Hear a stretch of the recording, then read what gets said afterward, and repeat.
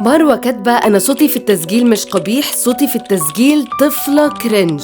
أنا فاهمة إن كلمة كرنج بقت تتقال أونلاين على أي حاجة حرفياً، لدرجة إن الناس بقوا يستخدموها على نفسهم من غير ما يحسوا. مبدئياً كده صوتك مش كرنج، انتي بس مش متعودة عليه، ودي حاجة طبيعية جداً. أنا كمان كنت بستغرب من صوتي أول ما بدأت أسجل، وما كنتش عارفة استخدمه عشان اللي بسمعه وأنا بتكلم بيكون غير اللي بسمعه لما بيتسجل. بس الأهم من كده ما تقوليش على نفسك كرنج حتى لو بتهزري، لأنك طول ما بتكرري الكلمة عقلك مش هيقدر يفرق ما بين الهزار والجد. أنا عايزاكي تسألي نفسك، لو في حد بتحبيه سألك عن رأيك في صوته، هتقولي له كرنج؟